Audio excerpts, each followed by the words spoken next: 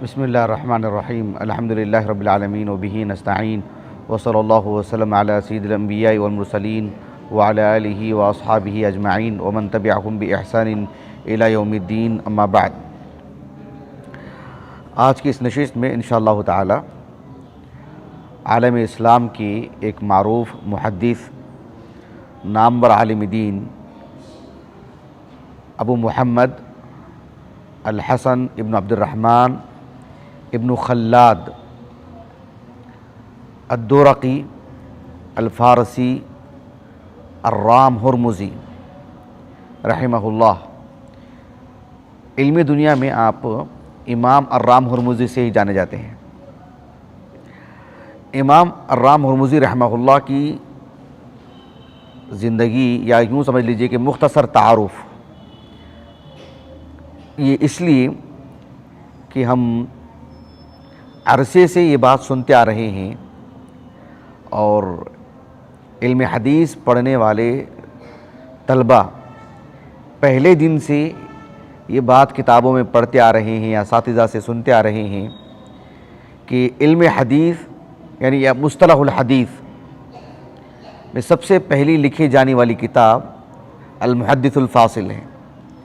عرصے سے ہم سنتے آ رہے ہیں اور یہ لکھنے والے امام رام ہرمزی ہیں، لیکن امام رام ہرمزی رحمہ اللہ کا نام کیا ہے، آپ کس گھرانے کے ہیں، آپ کے اساتذہ کون، آپ کے تلامذہ کون، آپ کی تصنیفات کیا ہیں، اہل علم کے مابین آپ کی منزلت کیا ہے، آپ کس دور کے ہیں، کس علاقے کے ہیں، کیا کارنامے آپ نے انجام دیے، اس کتاب کا کتنا اثر رہا علماء میں، یہ سب چیزوں سے ہم واقف نہیں ہیں۔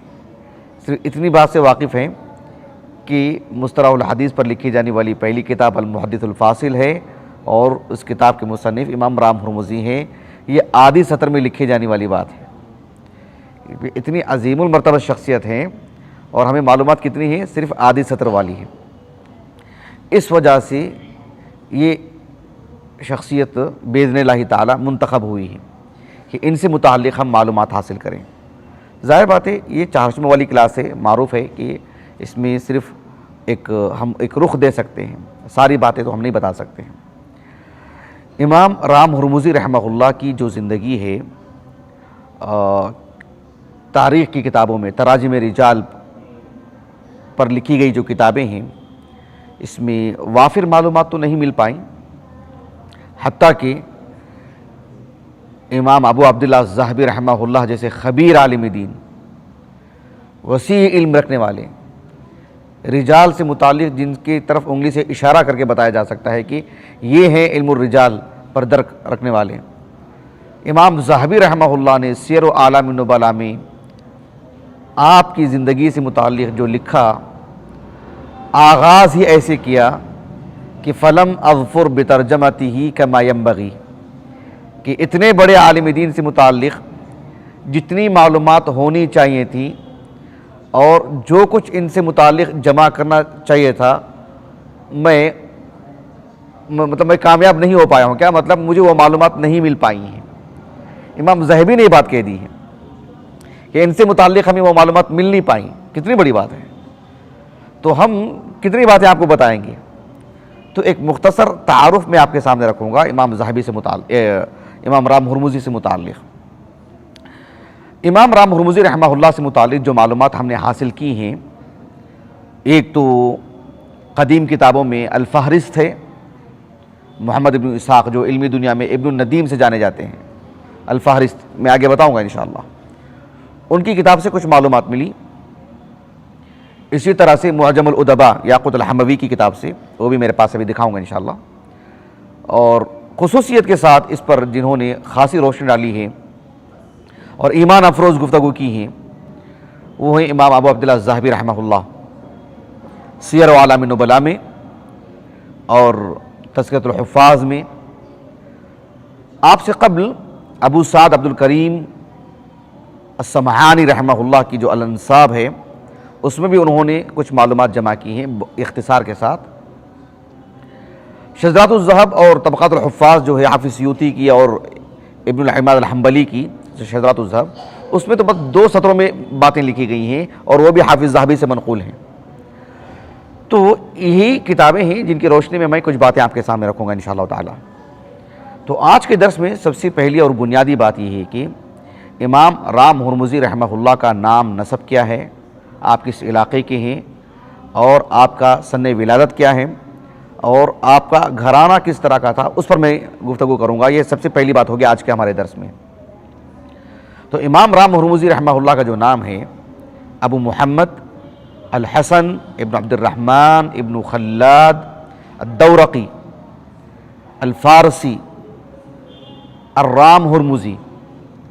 یہ جو الرام ہرمزی ہے، اس سلسلے میں ابھی جیسے کہ میں نے نام لیا تھا صاحب الانساب ابو سعد عبد الکریم السمعانی رحمہ اللہ، آپ 6ویں صدی ہجری کے ہیں، خود ایک عظیم المرتبت عالم دین ہیں امام ابو سعد السمعانی رحمہ اللہ، اور علمی خانوادے کی بھی ہیں. ان پر بھی کبھی گفتگو ہوگی انشاءاللہ تعالی. آپ نے الانساب میں ان کا نام لکھنے کے بعد آپ نے لکھا کہ قاضی ابو محمد الرام ہرمزی رحمہ اللہ یہ رام ہرمز کے ہیں. کہاں کے ہیں؟ رام ہرمز. یہ جو رام ہرمز جو علاقہ ہے، جغرافیہ اعتبار سے دیکھو ہمارے پاس خریدانی میپ نہیں ہے ہمارے پاس دکھانے کے لیے. ایران ہے نا، ایران کو جانتے ہیں آپ، جغرافیہ اعتبار سے ذہن میں ہے آپ کے پاس نقشہ ہو. ایران کا جو مشرقی حصہ ہے، ایران کا مشرقی نہیں عفواً مغربی حصہ، ایران کا ایک مشرقی حصہ ہے جو ادھر نیچے سے افغانستان اور ترکمانستان ادھر جا کے لگتا ہے.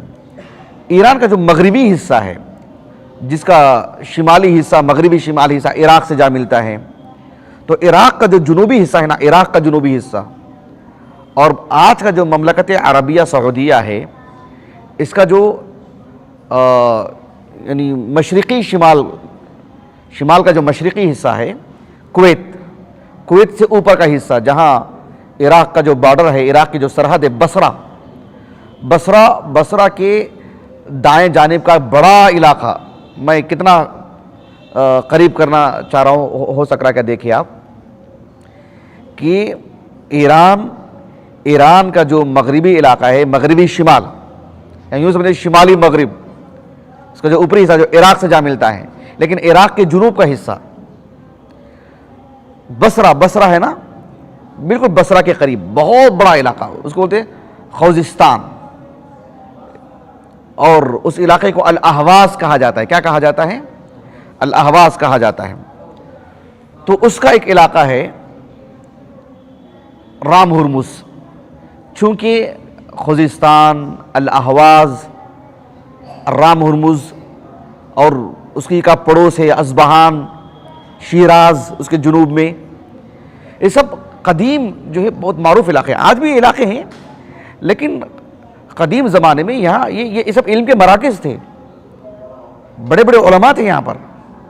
نہاوند وہ بھی قریبی علاقہ ہے، خوزستان میں آتا ہے، نہاوند ہے، اصبہان ہے اس کے جنوب میں نے ابھی کہا نا. تو یہ سب جو ہے یہ سب معروف علاقے ہیں، اصبہان وغیرہ. علمی طور پر اگر جو مطالعہ کرتے ہیں ان سب علاقوں سے واقف نہیں ہوں گے تو پھر بہت پریشانی ہوگی. بتا دو گے آپ کو. تو ابو سعد السمعانی رحمہ اللہ نے کہا کہ یہ علاقہ وہاں واقع ہے، لیکن دلچسپ بات انہوں نے ایک بات کہی ہے صیغہ تمریز میں، کہا کہ صیغہ تمریز میں کہا کہ سلمان فارسی رضی اللہ عنہ بھی رام ہرمز کے تھے، واللہ اعلم. یعنی یوں سمجھ لیجیے کہ اہواز کے علاقوں میں سے کسی علاقے کے تھے. رام ہرمز کے نہ صحیح، اہواز جو ہے اس علاقے کے تھے وہ، واللہ اعلم. اچھا، یہ تو اس قبیلے سے متعلق باتیں، علاقے سے متعلق باتیں اور آپ کے نام سے متعلق. آپ کا جو سن ولادت ہے، آپ کا ترجمہ حیات جنہوں نے بھی لکھا ہے، کسی نے بھی آپ کے سن ولادت سے متعلق گفتگو نہیں کی ہے. یہ اس وجہ سے کہ یہ بات معلوم نہیں ہو سکی کہ آپ کا سن ولادت کیا ہے. البتہ ایک بات ہے کہ یہ جو کتاب ہے نا المحدث الفاصل بین الراوی والواعی، اس کتاب سے متعلق بھی کچھ باتیں میں آگے ذکر کروں گا انشاءاللہ تعالی. یہ جو المحدث الفاصل ہے، اس میں ایک جگہ پر آپ اپنے اساتذہ سے جو روایات لاتے ہیں نا، روایات، اقوال، اہل علم کے اقوال، یا خود اپنے اساتذہ کے جو اقوال ذکر کرتے ہیں، یا آپ کے سابقہ اہل علم کے اقوال سند سے ذکر کرتے ہیں، اس میں آپ کے جو اساتذہ ہیں، کس کے؟ امام رام ہرمزی کے جو اساتذہ ہیں، ان میں سے ایک نام آتا ہے سہل ابن موسیٰ النجیری، ایک اور نام آتا ہے الحسن ابن محمد ابن بندار۔ ان دونوں سے بھی آپ نے ایک مقام پر روایات لائے ہیں، کچھ اصحاب علم کے اقوال ذکر کیے ہیں، اور اس میں اس بات کی صراحت کی ہیں کہ 280 پر 9 ہجری 280 پر 9 ہجری کو انہوں نے ان سے سماع کیا ہے، ان سے پڑھا ہے۔ اس کا مطلب یہ ہوا کہ کم و بیش یہ اس وقت باشعور تھے، اور یہ دونوں بھی رام ہرمز کے ہیں۔ سہل ابن موسیٰ کی بات ہو النجیری کی، یا حسن بن محمد بن بندار کی بات ہو، یہ دونوں رام ہرمز کے ہیں، اور 280 پر 9 ہجری میں ان کا سماع ہوا ہے۔ اس کا مطلب یہ ہوا کہ ان کی ولادت اس سے پہلے ہی ہوئی ہے۔ البتہ ملک شام کے معروف محقق ادیب دکتور حجاج الخطیب، ابھی 1 سال پہلے انتقال ہوا، غالباً 90 سال کی عمر میں، دکتور حجاج الخطیب معروف کئی کتابوں کے محقق، ملک شام میں رہتے تھے۔ تو ان کا جو دکتورا کا جو رسالہ ہے نا، تقریباً 50 سال پہلے انہوں نے دکتورا کیا تھا، ان کا دکتورا کا جو رسالہ ہے وہ اسی موضوع سے متعلق تھا کہ علم حدیث کی نشو و نما کیسے ہوئی، اس کا جو تطور رہا ہے، کیسے یہ ایک پھلتا پھولتا رہا، کیسے یہ ایک کتابی شکل میں آیا فن، پھر اس میں ترقی کیسی ہوئی، یہی آپ کا موضوع تھا۔ لیکن ساتھ میں المحدث الفاصل بھی ضم تھی ان کی دکتورا کے رسالے میں، کیونکہ اس موضوع پر سب سے پہلے لکھی گئی کتاب ہے، تو اس کو بھی انہوں نے اس کے سامنے رکھا۔ تو آپ نے ابو محمد الرام ہرمزی رحمہ اللہ کا ترجمہ حیات لکھا، تو آپ نے کہا کہ اس میں وہ مقدمہ تو میں نے نہیں پڑھا ہے ان کا، لیکن اس مقدمے کے حوالے اس میں ذکر کیے گئے ہیں اس کتاب کے محقق نے، دکتور محمد محب الدین ابو زید نے۔ انہوں نے لکھا ہے کہ 265 ہجری کے آس پاس آپ کا سن ولادت ہے، واللہ اعلم۔ بات واضح ہو گئی؟ اس اعتبار سے آپ کی عمر لگ بھگ 90 سال ہو جاتی، 90-95 سال ہو جاتی ہے۔ جب وفات ذکر کروں گا تب آپ اس کا حساب کتاب کر سکتے ہیں انشاءاللہ تعالی۔ بہرحال ابو محمد الرام ہرمزی رحمہ اللہ نہایت علمی گھرانے کے ہیں۔ آپ کے والد کا نام کیا ہے؟ آپ کے والد کا نام کیا ہے؟ عبد الرحمن، جی عبد الرحمن ابن خلاد۔ کیا نام ہے؟ عبد الرحمن ابن خلاد۔ وہ بھی قاضی تھے، وہ بھی عالم اور محدث، امام طبرانی رحمہ اللہ کے بھی استاذ ہیں۔ وہ امام ابو القاسم الطبرانی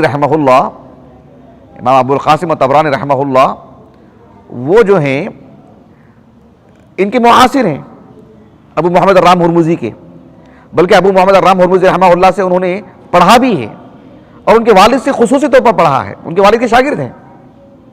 جس طرح سے قاضی ابن عطیہ ہے نا، مفسر المحرر الوجیز فی تفسیر کتاب العزیز، وہ اور قاضی عیاض دونوں قاضی ابن عطیہ رحمہ اللہ کے والد کے تلامذہ ہیں، دونوں بھی۔ بہرحال اسی طرح سے امام رام ہرمزی رحمہ اللہ اپنے والد کے خصوصی تلامذہ، خاص تلامذہ میں سے ہیں۔ اب دیکھو میں یہ کتاب لے کر آیا ہوں، المعجم الصغیر، دیکھ رہے ہیں آپ؟ کس کی ہے؟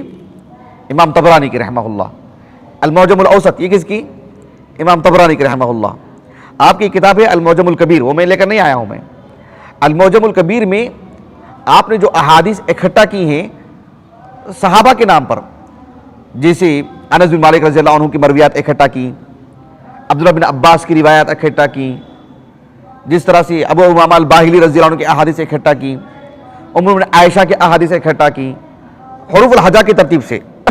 المعجم الکبیر وہ ہے ہمارے پاس الحمدللہ۔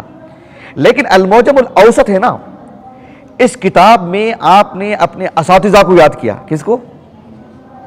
اساتذہ کو یاد رکھنے کا ایک طریقہ کہ میرے اساتذہ کون کون ہیں، آپ نے اپنے اساتذہ کے ناموں کو اکٹھا کیا، پھر اس کو حروف الہجا کی ترتیب دی، ہر استاد سے کون کون سی روایات سنی اس کو اکٹھا کیا۔ سمجھے اس بات کو؟ یہ کتاب اتنی عزیز تھی ابو القاسم الطبرانی کے نزدیک رحمہ اللہ، آپ کہتے تھے کہ ھذا روحی، اس کتاب کے بارے میں امام ابو القاسم الطبرانی رحمہ اللہ۔ تو امام ابو القاسم الطبرانی رحمہ اللہ آپ دیکھ رہے ہیں، اس کی جلد نمبر ہے 5 اور صفحہ نمبر ہے 380 پر 8، بعد میں دیکھ لینا آپ لوگ۔ بعد میں دیکھ لیں, ابھی اتنے سارے لوگ ہیں, فردن فردن تو نہیں دیکھ سکتے, بعد میں دیکھ لیں. اور حدیث نمبر ہے 4770, 4770 سے لے کر 4776 تک. آپ دیکھو جو روایات لائے ہیں, اس میں یہ نہیں دیکھنا ہے اس کتاب میں کہ ابو ہریرہ کی روایت کہاں ہے, فلاں کی روایت کہاں ہے. صحابی کے نام پہ جا کے دیکھیں گے تو نہیں ملے گی. ابو ہریرہ کا نام آیا تو یاد آ گیا رضی اللہ عنہ. المعجم الکبیر میں ابو ہریرہ رضی اللہ عنہ کی مرویات نہیں, ان کی روایت اتنی زیادہ ہیں کہ اس کو انہوں نے علیحدہ کر دیا, ان کی روایت اس میں نہیں ہے ابو ہریرہ رضی اللہ عنہ کی. اب یہ دیکھو المعجم الاوسط جو ہے نا, یہاں سے دیکھ رہے ہیں آپ, دیکھو پہلا نام کس کا ہے, حدثنا 4770 میں قال حدثنا ابو القاسم الطبرانی کہتے ہیں رحمہ اللہ, کیا کہتے ہیں, حدثنا عبد الرحمن ابن خلاد الدورقی, کہہ رہے نہیں, القاضی. تو یہاں سے 6 روایات انہوں نے اپنے استاذ کے لے کر آئے ہیں, تو اپنے اساتذہ کے نام پر اس میں روایت جمع کی ہیں. المعجم الاوسط میں حدیث دیکھنا ہو تو کیا کرنا پڑے گا, امام طبرانی رحمہ اللہ شاملہ میں ڈالیں گے تو کوئی بھی لفظ ڈالو آپ کو نتیجہ لا کے دکھا دے گا. کتابی شکل میں دیکھنا ہو آپ کو تو پھر یہ طریقہ معلوم ہونا ضروری ہے آپ کو کہ اس میں امام طبرانی رحمہ اللہ کے اساتذہ کے نام پر مرویات جمع کی گئی ہیں. البتہ المعجم الصغیر میں انہی اساتذہ کے نام پر روایات ہیں, لیکن ہر استاذ کے نام پر ایک روایت, ہر استاذ کے نام پر ایک روایت, بہت کم کوئی 2 روایت لے کر کے آتے ہیں. دیکھو اس کی روایت نمبر ہے 670 پر 9, اس میں دیکھیں قال حدثنا امام طبرانی کہتے ہیں حدثنا عبد الرحمن ابن خلاد الدورقی القاضی, پھر آگے کی پوری سند. یہ روایت اس میں بھی ہے, ان میں سے ایک روایت یہاں لے کر آ جاتی ہے, ہر استاد سے ایک روایت. المعجم الصغیر اس میں شیخ البانی رحمہ اللہ کی مطلب تصحیح اور جو ہے آپ کا حکم بھی لگایا گیا ہے, کون سی حدیث صحیح ہے ضعیف ہے وغیرہ. تو کہنے کا مقصود کیا ہے کہ آپ ایک علمی گھرانے کے امام رام ہرمزی رحمہ اللہ, کہ آپ کے والد محترم خود ایک عظیم عالم دین, وہ خود ایک محدث, امام طبرانی رحمہ اللہ کے استاد. سمجھ رہے ہیں اس بات کو جی. امام رام ہرمزی رحمہ اللہ کے جو والد ہیں ایک عظیم محدث ہیں, اور اس کتاب میں خود امام رام ہرمزی رحمہ اللہ جہاں اپنے بیشتر اساتذہ سے بہت ساری روایات لے کر کے آتے ہیں, ان میں سے اپنے والد سے بھی بہت سارے اقوال انہوں نے دیگر اصحاب علم کے یا احادیث وغیرہ آپ نے اکٹھا کی ہیں. اس میں بات واضح ہو گیا آپ کو. ان کے جو والد ہیں, ان کے والد محترم کی کتابیں بھی بہت تھیں. کس اعتبار سے, ظاہر بات ہے ہر 2 اعتبار سے ہوں گی. ان کے گھر میں مکتبہ بھی ہوگا, ان کی اپنی کتابیں, اور خصوصیت کے ساتھ ان کے والد کی تالیف کردہ کتابیں بھی تھیں, ان کے والد کی لکھی ہوئی کتابیں بھی. آپ نے ایک جگہ پر اس کو ذکر کیا ہے, دیکھو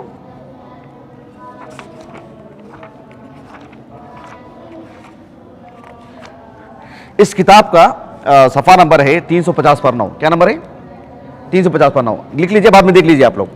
اس میں آپ نے ایک قول ذکر کیا سفیان ابن عیینہ سے متعلق, سفیان ابن عیینہ رحمہ اللہ کا قول نہیں, ان سے متعلق آپ نے ایک بات نقل کی. آگے لکھا وَقَرَأْتُ فِي بَعْضِ كُتُبِ وَالِدِي, وَقَرَأْتُ فِي بَعْضِ كُتُبِ وَالِدِي, آگے جو لکھا ہے وہ ہمارے موضوع سے متعلق نہیں, لیکن آپ نے اس بات کو ذکر کیا کہ میرے والد کی کتابیں. اب کتابوں سے مراد یہ نہیں کہ ان کے گھر کے مکتبے کی جو کتابیں, وہ مقصود نہیں ہے, مقصود یہ کہ ان کے والد کی تصنیف کردہ کتابیں.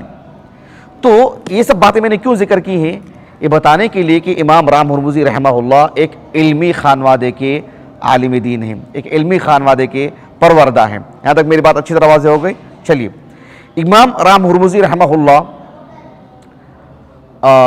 تقریباً 290 ہجری کے آس پاس اپنے علاقے سے باہر نکلے. قدیم علماء کا انداز ایسا ہے کہ میں نے اس پر مستقل درس دیا الحمدللہ, کہ محدثین کا جو انداز تھا کہ سب سے پہلے اپنے علاقے کے علماء سے پڑھنا, پھر سفر کے لیے نکلنا. اپنے علاقے کے عالم کو جانتے بھی نہ ہوں, ان سے پڑھا بھی نہیں ہے, جیسے آج کا ہمارا دور ہے. ہم جس علاقے کے رہتے ہیں ہو سکتا ہے وہاں کے عالم کو ہم جانتے بھی نہ ہو, لیکن کسی مدرسے میں جا کر اول سے فضیلت ثانی تک پڑھ کے آ جاتے ہیں, اور پوری دنیا کے وہاں جو ملک کے اساتذہ جمع ہوئے ہیں ان سے واقف رہتے ہیں, لیکن اپنے علاقے کے عالم سے ہم واقف نہیں رہتے ہیں, کبھی پڑھے نہیں رہتے ہیں. یہ ایک انداز ہو گیا آج کا. لیکن قدیم علماء کا انداز ایسا نہیں تھا, اپنے علاقے کے علماء سے پڑھنا لازمی, ان سے پڑھ کر ہی باہر نکلتے. تو تقریباً 290 ہجری کے بعد انہوں نے اپنے علاقے سے باہر نکلے, کافی علماء کے پاس آپ ملاقات کی. عراق گئے, اور جو ہے ملک شام گئے, حجاز گئے. صراحت سے آپ نے حج کیا ہو اس کا ذکر تو مجھے نہیں ملا ہے, لیکن حجاز کا سفر بتاتا ہے کہ یقیناً آپ نے حج کیا ہوگا. آپ عراق گئے, لیکن بغداد گئے کیا، اس کی صراحت نہیں ملتی ہے مجھے کہیں، مطلب قول کسی کا نہیں ملا کہ آپ بغداد بھی گئے ہوں، حالانکہ آپ نے بغدادیین سے پڑھا ہے، بغدادیین آپ سے پڑھے ہیں، لیکن بغداد میں آپ داخل ہوئے اس کا مجھے علم نہیں ہے، اس لیے بھی نہیں ہے، اور بہت ممکن ہے کہ نہ گئے ہوں، بہت ممکن ہے، اس لیے کہ خطیب بغدادی رحمہ اللہ آپ سے بہت استفادہ کیا، یعنی آپ سے مطلب آپ کی کتابوں سے بہت پڑھا. خطیب بغدادی رحمہ اللہ تو ان کی وفات کے کافی عرصے بعد پیدا ہوئے، لیکن آپ کی کتابوں سے بہت مستفید ہوئے، آپ کی اس کتاب سے المحدث الفاصل سے، لیکن تاریخ بغداد میں ذکر نہیں کیا ہے ان کا ترجمہ حیات. یہ اس بات کی دلیل ہے کہ یہ بغداد نہیں گئے ہیں، حالانکہ ایک آدھ علماء ہیں جیسے ابو یعلا الموصلی رحمہ اللہ ہیں، معروف محدث ہیں، مسند ابی یعلا ہمارے پاس موجود ہے، وہ بغداد گئے ہیں لیکن تاریخ بغداد میں ان کا ذکر نہیں ہے. ایک آدھ اسما جو چھوٹ گئے ہیں، امام ترمذی رحمہ اللہ بھی بغداد گئے ہیں پڑھنے کے لیے، لیکن ان کا بھی ترجمہ حیات نہیں ہے تاریخ بغداد میں. بہرحال کہنے کا مقصود یہ ہے کہ تقریباً 290 ہجری کے آس پاس یہ رحلات کا جو معاملہ تھا اس دور کا ایک بڑا معاملہ، ورنہ ایک عیب مانا جاتا تھا کہ انہوں نے رحلہ نہیں کیا ہے، علمی رحلہ ان سے نہیں ہوا. آج کا علمی رحلہ نہیں جو 2 دن کے لیے کہیں گھومنے جاتے ہیں، کسی سے ملاقات کر کے آ گئے، یہ نہیں. تعلیم کے لیے جیسے آپ نکل رہے ہیں، جیسے ہم نکلتے ہیں تعلیم کے لیے، اس طرح سے پڑھنے کے لیے جانا، دیگر علاقوں میں جانا، علماء کی صحبت میں رہنا بڑی مشقت والا کام تھا. میں نے علمی رحلات پر مکمل محاضرہ دیا ہے میں نے الحمدللہ جامعہ میں، بہت پہلے، تقریباً 5 سال ہو گئے میں سمجھتا ہوں، یوٹیوب پر ہے وہ الحمدللہ. تو یہ رحلات کا معاملہ رہا. تو آپ کے اساتذہ کون کون ہیں؟ ظاہر بات ہے کچھ رام ہرمز کے ہیں، کچھ قرب و جوار کے ہیں، اہواز کے ہیں، اور کچھ دیگر علاقوں کے بھی ہیں. آپ کے اساتذہ کی لمبی فہرست ہے، میں کچھ نام ذکر کروں گا وقت کی قلت کی وجہ سے. ایک نام ہے خود آپ کے والد محترم عبد الرحمن ابن خلاد الدورقی القاضی. اسی طرح سے آپ کے اساتذہ میں احمد ابن ہارون البردیجی، ان کی کتاب ہے ہمارے پاس الاسماء المفردہ، چھوٹا سا رسالہ ہے ان کا. اور معروف علماء میں سے جعفر ابن محمد الفریابی ہیں، زکریا الساجی ہیں، بہت عظیم ہستی ہیں، جرح و تعدیل میں آپ کے اقوال ملتے ہیں، زکریا الساجی. تو یہ سب جو علماء ہیں، عبداللہ ابن محمد متین الحضرمی. کتنے نام ذکر کیے میں نے؟ ہاں کتنے نام ذکر کیے؟ 5-6. کتنے نام ذکر کیے میں نے؟ ہاں 6 نام ذکر کیے. تو تقریباً یہ سب جو ہے آپ کے علماء میں سے ہیں. آپ کے جو علماء ہیں، علماء کہہ رہا ہوں، آپ کے جو مشائخ ہیں، آپ کے جو اساتذہ ہیں، ان سے سما کیسے کیا آپ نے، پڑھا کیسے، ان کی مجلسیں کیسی ہوتی تھیں، علماء کی صحبت میں کیسی، اتنے نادر باتیں، اتنے عجیب و غریب اقوال ہیں اس کتاب میں. ماشاءاللہ ایمان بڑھ جاتا ہے، طبیعت خوش ہو جاتی ہے، طالب علم کا مزہ آ جاتا ہے. اتنی انوکھی باتیں لکھی ہیں. علم الرجال کے باب میں ایک مثال میں آپ کو بتا دیتا ہوں. میں نے چند دن پہلے اپنے اسٹیٹس پر لکھ کے رکھا تھا میں نے، وہی سوال ہو بہو. یہ اپنے ایک استاذ کا نام لیتے ہیں جن کا نام ہے ابو عبداللہ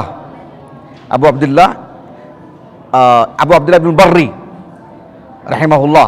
ان کے حوالے سے کہتے ہیں کہ انہوں نے ایک مرتبہ مجھ سے پوچھا، وہ اپنے بارے میں کہتے ہیں، مجھ سے پوچھا کہ ایک سند بتاتا ہوں، نام بتاؤ کہ وہ کون ہے. اس سند میں جتنے بھی نام تھے سب کو انہوں نے کنیت سے پیش کی. کہا کہ ابو عبداللہ عن ابی عروہ عن ابی الخطاب عن ابی حمزہ. کہا کہ من ہم، یہ سب کون ہیں؟ کہا کہ لا ادری، مجھے نہیں معلوم ہے. آپ نے کہا کہ ابو عبداللہ سے مراد سفیان ابن سعید الثوری ہیں، ان کی کنیت ابو عبداللہ. ان کے استاذ ہیں ابو عروہ، کون ہیں؟ معمر بن راشد الازدی. ان کے استاذ ہیں ابو الخطاب، کہا کہ کون ہے؟ قتادہ بن دعامہ السدوسی البصری. ان کے استاذ ہیں کون ہیں؟ صحابی رسول ابو حمزہ، کون؟ انس بن مالک رضی اللہ عنہ. تو یہ کہتے ہیں کہ ہمارے جو استاذ ہیں، کہا کہ فہذا سألنی مفیدا علی وجہ الاختبار، کہ ہمارے استاذ نے ہم کو یہ جو سوال کیا نا، ہم کو فائدہ پہنچانے کے لیے کیا، لیکن ایسی فائدہ نہیں پہنچایا. پہلے ہم کو پرکھا، امتحان لیا، جانچا کہ میں سمجھتا ہوں کہ نہیں سمجھتا ہوں، پھر آپ نے سب کے نام بتایا کہ یہ سب کون مراد ہیں. تو بہرحال ایک فنی چیز ہے. ان کے تلامذہ کی فہرست بھی کافی طویل ہے. ان کے کچھ تلامذہ ہیں، مثال کے طور پر ابو الحسین محمد ابن احمد الصیداوی ہیں، ان کی معجم میں اس میں انہوں نے اس کا نام ذکر کیا ہے. اور الحسن ابن لیث الشیرازی ہیں، اور معروف نام ہے ابو بکر ابن مردوی رحمہ اللہ، معروف شخصیت ہیں آپ تو.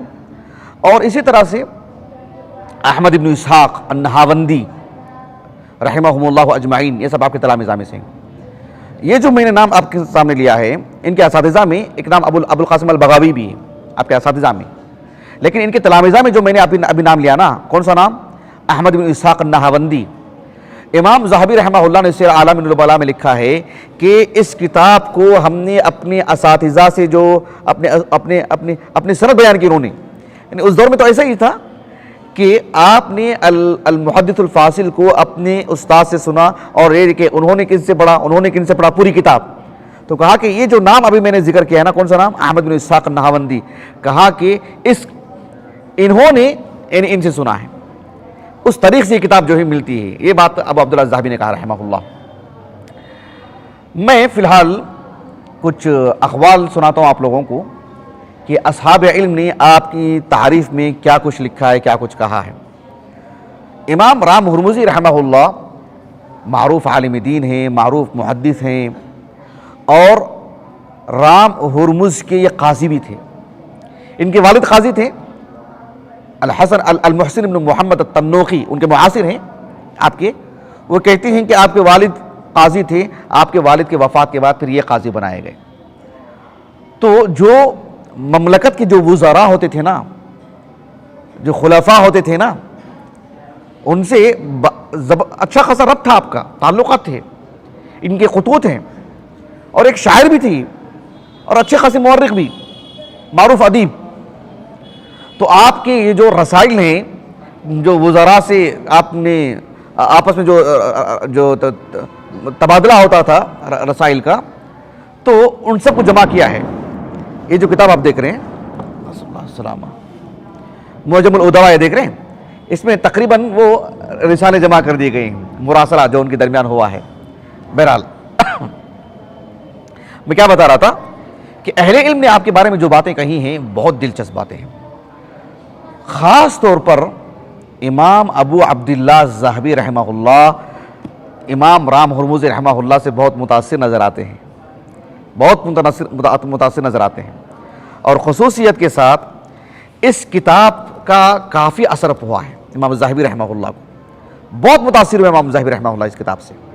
میں یہ بات اتنی تاکیدی طور پر اس لیے بتا رہا ہوں کہ آپ کو یہ کتاب پڑھنے میں جو ایک ترغیب دلانے والی بات ہو جائے گی، اس سے ایک رغبت ملے گی کہ امام ذہبی رحمہ اللہ جیسے عالم دین اس کتاب سے اتنے متاثر ہوئے ہیں، کیا کچھ ہے اس میں، ایک رغبت ملے گی۔ امام ذہبی رحمہ اللہ نے جب ان کا ترجمہ حیات لکھا تو کیسے کیسے القاب سے کہا کہ الامام، الحافظ، البارع، محدث العجم، القاضی، ان الفاظ سے آپ کو یاد کیا ہے، معمولی بات نہیں۔ امام ذہبی جیسے عالم دین رحمہ اللہ، آپ نے کہا کہ کان احد الاثبات، مطلب یہ کہ یعنی آپ کی ثقافت سے متعلق یہ جملے ہیں۔ کہا کہ اخباریا شاعرا، آپ معروف ادیب ہیں، شاعر ہیں، مؤرخ ہیں آپ۔ امام ذہبی رحمہ اللہ نے آپ کے بارے میں لکھا کہ آپ نے سب سے پہلے 290 ہجری میں پڑھنے کے لیے نکلے، اس سے پہلے اپنے حلقے میں تھے، آگے جو پڑھنے کے لیے آپ نکلے، آگے جو ترقی کیا آپ نے 290 ہجری میں۔ کم و بیش آپ کی عمر کیا رہی ہوگی اس وقت؟ لگ بھگ 25 سال کی عمر تھی آپ کی، اور اسی وقت عام طور پر نکلا کرتے تھے محدثین باہر کے علاقوں کو۔ تو آپ نے کہا کہ آپ جب نکلے پڑھنے کے لیے، کہا کہ وہ حدث، بالکل ابتدائی ایام تھے آپ کی، بھری جوانی تھی آپ کی، تب آپ پڑھنے کے لیے نکلے۔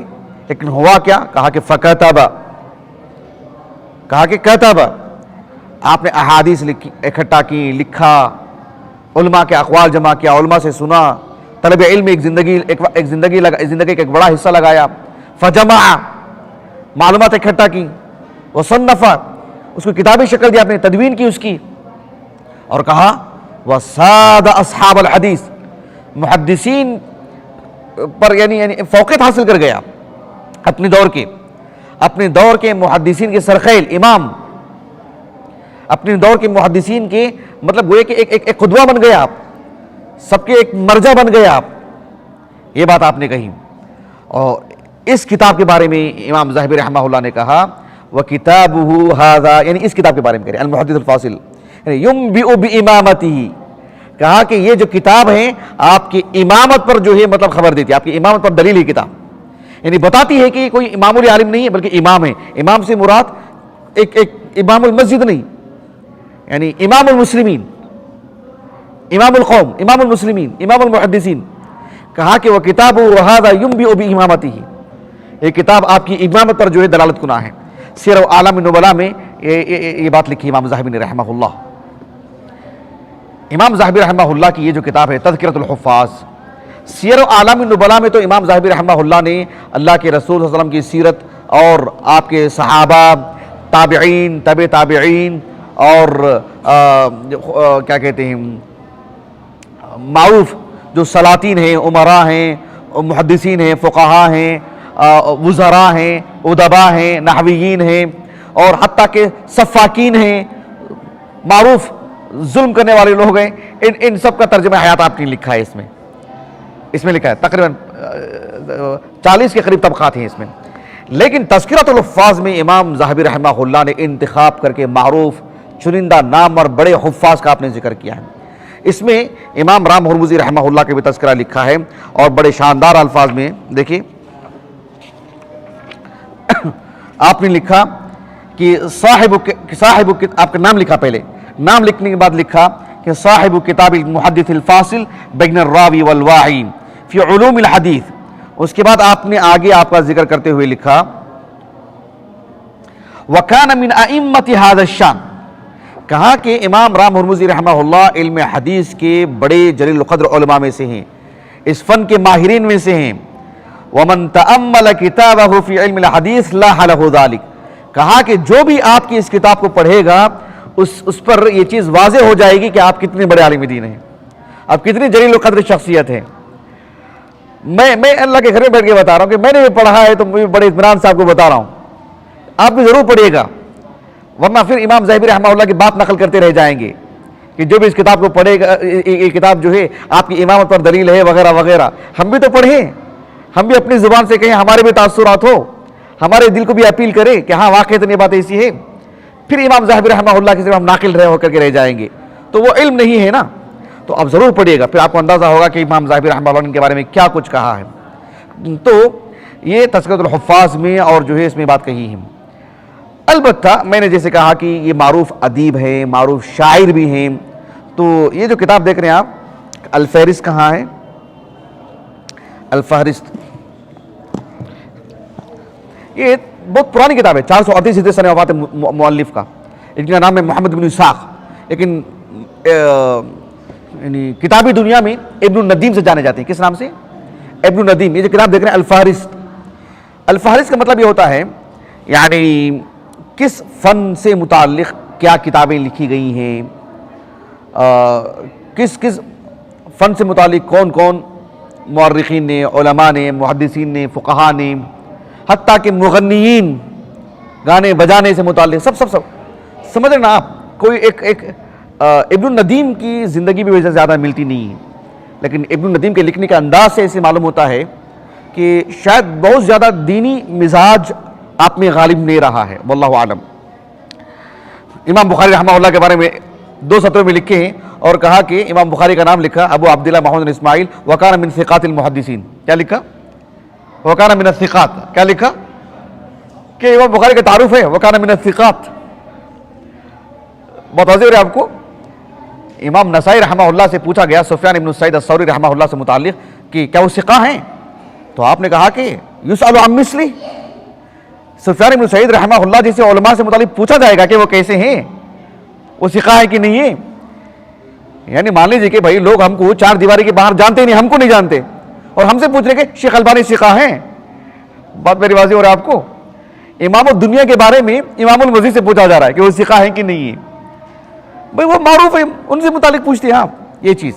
تو کہنے کا مقصد یہ ہے کہ ابن الندیم نے امام رام ہرمزی رحمہ اللہ کا جو تعارف جو کروائے ہے نا، تھوڑا سا مطلب یعنی ایک صدمہ پہنچا مجھے اس وجہ سے کہ میں نے کہا کہ ہم نے بارہا ضرورت پر ان کو پڑھا ہے، دینی مزاج بہرحال غالب نہیں رہا ہے ان میں. تو اس کتاب میں جنہوں نے علم حدیث پر کتابیں لکھی، فقہ پر کتابیں لکھی، مصطلح الحدیث پر کتابیں لکھی، علم حدیث کے کئی اجزاء ہیں اس پر کتابیں لکھی، اس فہرست میں ان کو داخل نہیں کیا. بلکہ یہ آپ دیکھو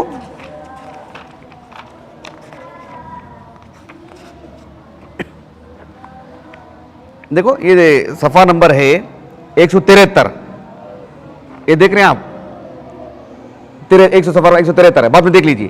اس میں کیا لکھا ہے؟ الفن الثالث من المقالہ الثالثہ فی اخبار العلماء واسماء ما صنفوه من الكتب ويحتوي على اخبار الندماء والجلساء والادباء والمغنيين والصفادمہ والصفاحنہ والمضحکین واسماء کتبہم. یعنی حتیٰ کہ جو جھوٹے لطیفے ہوتے ہیں نا, اس پر مغنیین پر کیا بولتے ہیں, مغنیین جو ہوتے ہیں, یعنی آلات موسیقی وغیرہ پر جو کتابیں لکھی ہیں, ان سب کو اکٹھا کیا ہے, اور اسی فہرست میں آپ نے ابن خلاد الرام ہرمزی کا بھی نام ذکر کیا ہے اسی فہرست میں, اس لیے کہ آپ کی کچھ کتابیں اس قبیل سے بھی ہیں.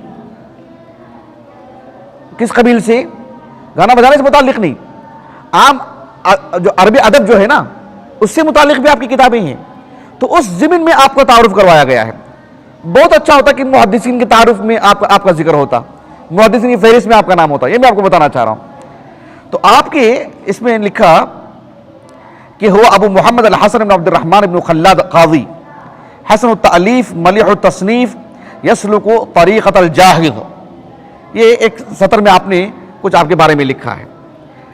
یہ کچھ باتیں تھیں آپ کے تعارف سے متعلق, شخصی تعارف. اتنا ہی میں آپ کے سامنے کر سکتا ہوں. اب کتاب کے بارے میں کچھ باتیں بتاؤں گا انشاءاللہ.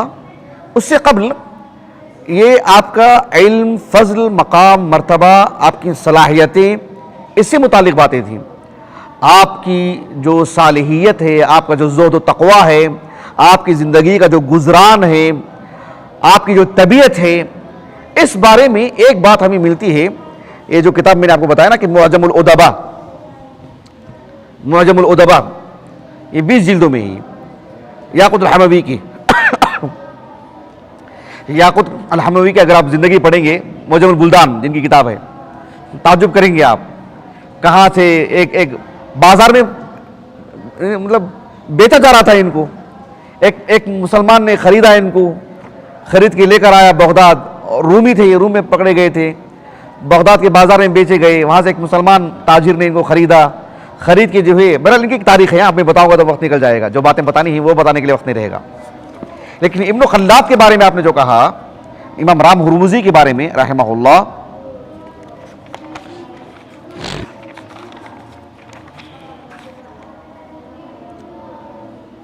دیکھو کیا لکھا ہے. وَكَانَ أَبُو مُحَمَّدٍ الْخَلَّادِيُّ مُلَازِمًا لِمَنْزِلِهِ, کہ آپ ہمیشہ ہم اپنے گھر میں رہتے تھے. کہاں رہتے تھے؟ ہمیشہ اپنے گھر میں رہتے تھے. قلیل البروز لحاجتہ, ضرورت کے بقدر اپنے گھر سے نکلتے, نماز کے لیے یا کسی سے ملاقات کے لیے یا کوئی خاص کام ہو اس کے لیے, ورنہ اپنے گھر میں ہی رہتے. وقیل له فی ذلک, آپ سے پوچھا کہ ایسا کیوں؟ فروى عن ابي الدرداء نعم صومعة الرجل بيته يكف فيه سمعه وبصره. وروى عن ابن سيرين انه قال العزلة عبادة, وقال خلاؤك اقنى لحياتك, وقال عز الرجل في استغنائه عن الناس والوحدة خير من جليس السوء. آپ اپنے گھر میں رہا کرتے تھے. آپ سے پوچھا گیا, آپ نے کہا کہ دیکھو بھائی, ابو الدرداء رضی اللہ عنہ سے بات مروی ہے کہ آدمی کی جو عبادت گاہ ہے فرض نمازوں کے علاوہ, وہ اس کا گھر ہی ہے, اس کے گھر میں رہے, اسی کو اپنی عبادت گاہ بنائے. اس کے آنکھوں کی, اس کے کانوں کی حفاظت ہوتی ہے. یہ اس زمانے میں, آج کے زمانے میں موبائل اور ٹی وی وغیرہ گھر کے اندر ہی ہیں, تو ہو سکتا ہے باہر آنے کے بعد آدمی کے پاس ٹی وی نہ ہو, گھر میں اندر ہونے سے ٹی وی رہتی ہے, کبھی کبھار موبائل رہتا ہی ہے. تو اصل مقصود گھر میں اندر رہنا, باہر رہنا نہیں. اصل مقصود کیا ہے؟ آنکھ اور جو ہے کان کی حفاظت ہے, وہ کہیں بھی رہے. یہ اس دور کی بات ہے. پھر آپ نے کہا کہ العزلۃ عبادہ, یعنی یہ بھی عبادت ہے کہ آدمی تنہائی اختیار کر لے. اب تنہائی اختیار کرنا یہ زیادہ اہم ہے یا اختلاط, لوگوں کے ساتھ میل جول رکھنا زیادہ اہم ہے؟ یہ مستقل ایک مسئلہ ہے. کس کے لیے کون سا اہم ہے, کیا ہے, وہ ایک مستقل ایک مسئلہ ہے. امام بخاری رحمہ اللہ نے کتاب الرقاق وغیرہ میں اس پر گفتگو فرمائے ہیں, اور ایک عام مسئلہ ہے, اس پر کتابیں ہیں علم کی, اور علامہ خطابی, امام خطابی رحمہ اللہ کی تو مستقل تصنیف ہے اس پر. لیکن ایک پس منظر میں ایک خاص یعنی فرد کے لیے کوئی بات ہو سکتی ہے. یہ باتیں آپ نے کہی ہیں کہ ایک بدترین دوست سے آدمی تنہائی میں اختیار کر لے, گھر میں بیٹھا رہے, یہ اس کے لیے زیادہ بہتر ہے. اس طرح کے اقوال آپ نے ذکر کی ہیں. چلیے میں اپنی بات کو ختم کرنے سے پہلے اس کتاب سے متعلق ایک دو باتیں ذکر کر دیتا ہوں انشاءاللہ 5 منٹ میں، کہ یہ جو کتاب ہے المحدث الفاصل بین الراوی والواعی، یہ کتاب مؤلف نے محدثین کے دفاع میں لکھی ہے۔ کس کے دفاع میں؟ محدثین کے دفاع میں لکھی ہے۔ جب لوگوں نے محدثین سے متعلق یہ گفتگو کرنے لگے کہ محدثین کے پاس بس کیا ہے کہ ایک حدیث کے 5 طرق جمع کر لیے، وہ راوی کی ولادت کب ہوئی، ان کی وفات کب ہوئی، ان کے استاذ کون، ان کے تلمیذ کون، ان کا حافظہ کب متاثر ہوا، کتنی روایات ہیں، کہاں گئے، کیا گئے، مطلب یہ ایک خشک علم ہے یہ۔ بس اس حدیث کے 5 طرق ہیں، 6 طرق ہیں، 2 حدیثیں، 200 حدیثیں یاد ہیں، 2 لاکھ حدیثیں یاد ہیں، فقہ کہاں ہے ان میں؟ تو کہا کہ المحدث الفاصل، المحدث الفاصل بین الراوی والواعی، الراوی جو صرف روایات بیان کرتے ہیں، الواعی جو روایات بیان کرنے کے ساتھ ساتھ اس کا معنی مفہوم بھی معلوم کرتے ہیں، یعنی محدث بھی ہے، فقیہ بھی ہے، جیسے امام بخاری ہیں، جیسے امام مسلم ہیں، جیسے امام ابو داؤد ہیں، جیسے امام ترمذی ہیں، جیسے امام نسائی ہیں، جیسے امام ابن ماجہ ہیں، جیسے امام مالک ہیں، جیسے امام احمد بن حنبل ہیں، اسحاق بن راہویہ ہیں رحمہم اللہ اجمعین، جیسے شیخ البانی ہے آج کے دور میں۔ آپ محدث بھی ہیں، آپ فقیہ بھی ہیں، آپ میری بات واضح ہے آپ کو؟ تو آپ نے محدثین کے دفاع میں اس بات کو لکھا۔ آپ نے جو آغاز کیا ہے، میں آپ کو ان کی عبارت پڑھ کے سناتا ہوں۔ دیکھیں کتاب کا آغاز یہاں سے ہو رہا ہے، صفحہ نمبر 131 سے، بعد میں آپ لوگ یہ سب نوٹ کر کے لکھ لینا، آپ کتاب لے کر کے۔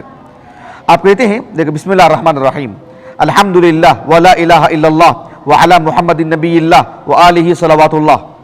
کہتے ہیں اعتراضت طائفة ممن يشنع الحديث ويبغض أهله فقالوا بتنقص أصحاب الحديث والإزراء بهم وأسرفوا في ذمهم والتقول عليهم وقد شرف الله الحديث وفضل أهلهم وأعلى منزلتهم وحكمه على كل نحلة وقدمه على كل علم ورفع من ذكر من حمله وعني به فهم بيضة الدين ومنار الحجة۔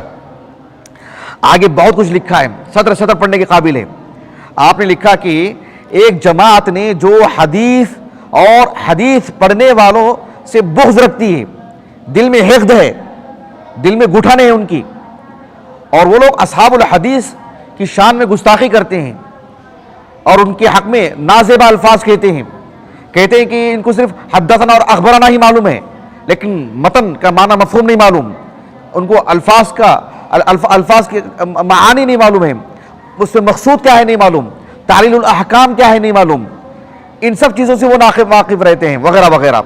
اور محدثین کی مذمت میں انہوں نے مبالغہ بھی کر دیا انہوں نے، جبکہ وقد شرف اللہ الحدیث وفضل اہلہم، اللہ نے حدیث کا جو مقام دی ہے وہ وحیین میں سے ایک نصف حصہ ہے، اور اس کے پڑھنے والوں کی جو فضیلت ہے، ان کا جو مقام ہے، اور ان کے اپنے دعووں میں اللہ نے ان کو جو یعنی قوت عطا فرمائے، تقویت جو اللہ نے ان کو عطا کی ہے، اور ہر باب میں علم کے ہر شق میں اللہ رب العالمین نے جو بڑا مقام، ان کو جو تقدم اللہ نے ان کو جو عطا فرمائے ہیں، سب سے آگے اللہ نے ان کو جو رکھے ہیں، ان سب کا جو ہے ذکر انہوں نے اس میں کیا ہے۔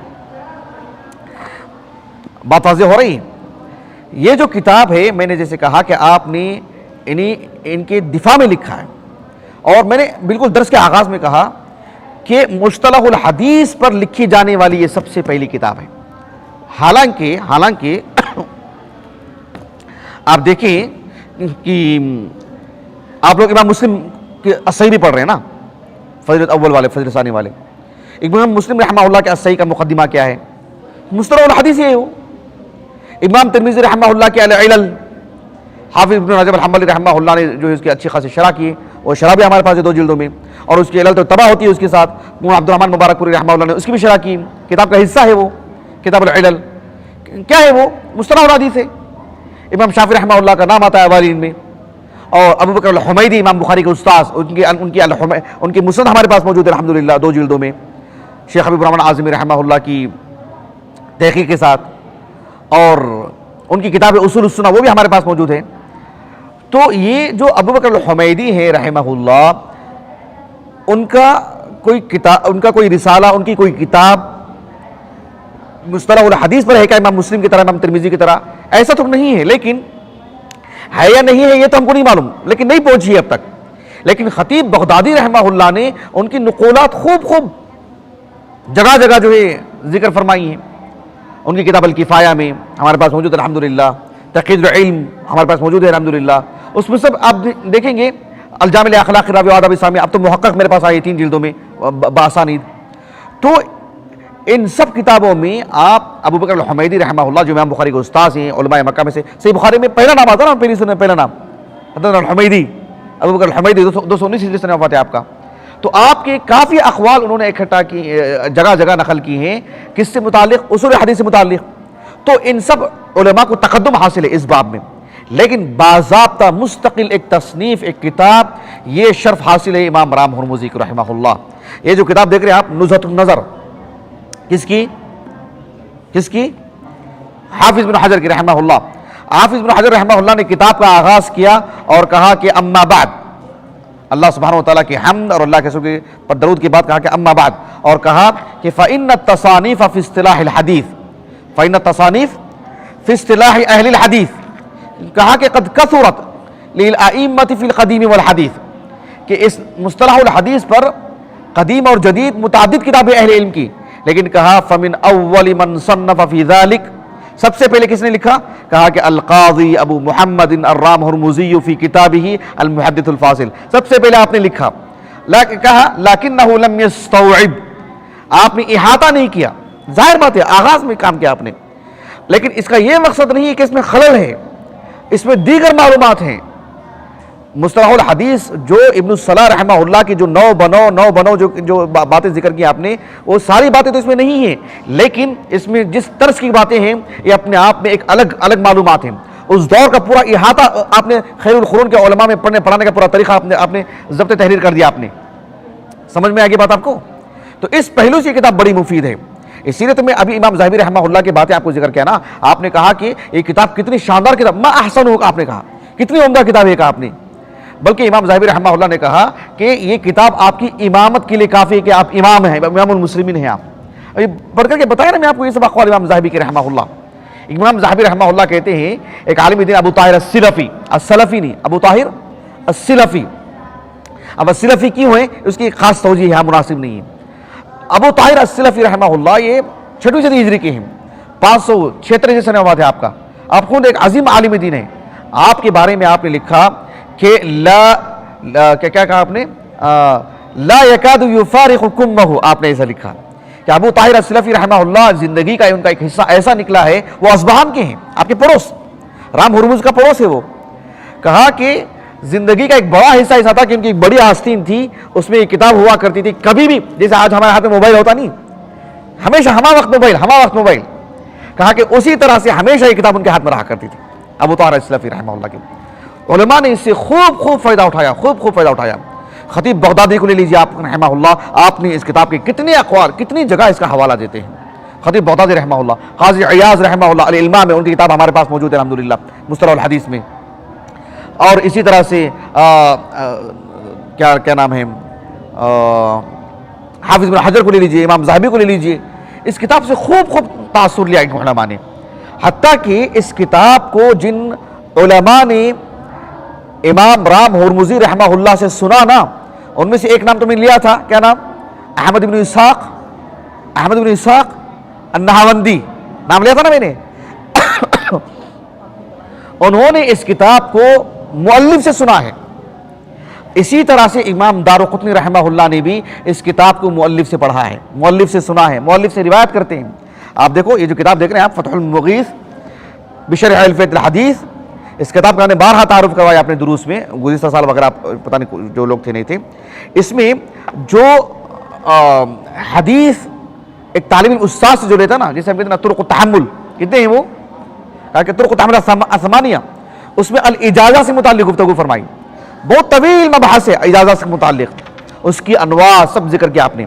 لیکن ہمارے موضوع سے متعلق جو بات ہے، ہمارے پاس جو 5 جلدوں والا ہے، جلد نمبر 2 اور صفحہ نمبر 449، اس میں آپ نے لکھا وَقَذَا حَدَّثَ الْحَافِظ ذَكِيُّ الدِّينَ الْمُنذِرِ بِالْمُحَدِّثِ الْفَاصِلِ بِخَمْسِ أَجَائِزٍ مُتَوَالِيَةٍ عن ابن الجوزی عن ابی منصور ابن خیرون عن الجوہری عن الدارقطنی عن مصنفہم.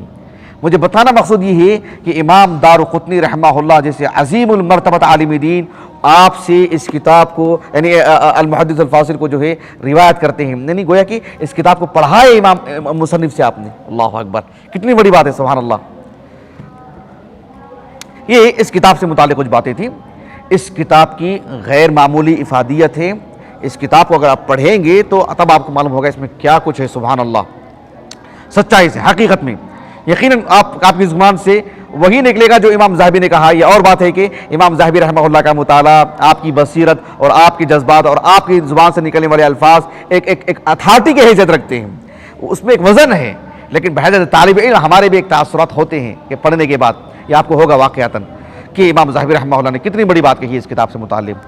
تو یہ المحدث الفاصل سے متعلق کچھ تعارفی باتیں تھیں. امام رام ہرمزی رحمہ اللہ اس کتاب میں جو آپ نے خاص طور پر بات بتائی ہوئی ہے, ایک تو محدثین کا مقام بتایا ہے, ساتھ میں محدثین میں سے بعض کو تنبیہ بھی کی ہے جو صرف حدثنا اور اخبرنا اور اسانید, تتبع طرق, معرفت العلل اسی میں پورا وقت لگاتے ہیں, اور فہم حدیث, استبصار, یہ سب ان کے پاس نہیں ہوتا ہے. ان پر آپ نے نقد بھی کی ہے, تنبیہ بھی کی ہے کہ ایسا نہیں ہونا ہے. تم جیسے لوگوں کی وجہ سے دیکھو سب محدثین پر نقد ہو رہا ہے, یہ بھی آپ نے ذکر کی. اس کتاب میں کیا ترتیب ہے, محقق نے کتاب نے کہا کہ وہ بتانا مشکل ہے, سمجھ سے تھوڑی سی باہر ہے بات یہ, لیکن آپ نے کہا کہ اس میں 5 موضوعات پر گفتگو ہوئی. کتنے موضوعات پر؟ 5 موضوعات پر. ایک الحدیث اور اصحاب الحدیث کی فضیلت پر, ایک ہے آداب الطالب یا آداب المعلم, آداب المحدث, محدث اور طالب علم دونوں کے آداب, دونوں کے اوصاف, اس پر گفتگو ہوئی ہے. سماع الحدیث و تحملہ, حدیث پڑھنے پڑھانے, حدیث کو اخذ کرنے, محدثین سے لینے کا جو طریقہ ہے, اس پر گفتگو ہوئی ہے. کتابۃ الحدیث پر گفتگو ہوئی ہے, اور اسی طرح سے روایت الحدیث و اداؤہ, ان 5 موضوعات پر خصوصی طور پر گفتگو ہوئی ہے. امام رام ہرمزی رحمہ اللہ کی بہت ساری کتابیں بھی ہیں. کچھ کتابوں کے نام الفہرست میں ذکر ہوئے ہیں, انہی سے نقل کیا ہے معجم الادباء میں بھی. مثال کے طور پر چونکہ بات ریکارڈ ہو رہی تو میں بیان کر دیتا ہوں. آپ کی کتابوں میں سے ایک کتاب ہے ربیع المتیم فی اخبار العشاق, کتاب الفلک فی مختار الاخبار والاشعار, کتاب امثال النبی صلی اللہ علیہ وسلم, یہ میرے پاس پہلے کتاب تھی. کتاب الریحانتین الحسن والحسین, کتاب الامام التنزیل فی علم القرآن, کتاب النوادر والشوادر, کتاب ادب الناطق, کتاب المرائی والتعازی یا المراثی والتعازی, کتاب رسالۃ السفر. یہ سب کتابیں آپ کی تصنیفات میں سے ہیں. امام رام ہرمزی کا انتقال جو ہے امام ذہبی رحمہ اللہ نے اور الحموی نے بھی کہا ہے کہ تقریباً 360 ہجری کے آس پاس ہوا ہے. کب ہوا ہے؟ 360 ہجری کو. لگ بھگ آپ کی عمر اس وقت یعنی 90 سال یا 95 سال کے آس پاس آپ کی عمر تھی جب آپ کا انتقال ہوا. 90 سال 95 سال کی عمر تھی آپ کی, تو آپ کا انتقال ہوا. کافی لمبی عمر اللہ نے آپ کو عطا کی ہے. بہرحال یہ امام رام ہرمزی رحمہ اللہ کا ایک مختصر سا تعارف ہے. بقیہ باتیں آپ جو ہے پھر پھیلا کے پڑھیں گے تو آپ کو ایک انشاءاللہ معلومات ملیں گے. اللہ تعالیٰ سے دعا ہے کہ اللہ رب العالمین ہماری اس مجلس کو بابرکت بنائے, میمون بنائے, سعادت مند بنائے, ذخیرہ آخرت کرے. سبحانک اللہم و بحمدک, اشہدو ان لا الہ الا انت, استغفرک و اتوب الیک.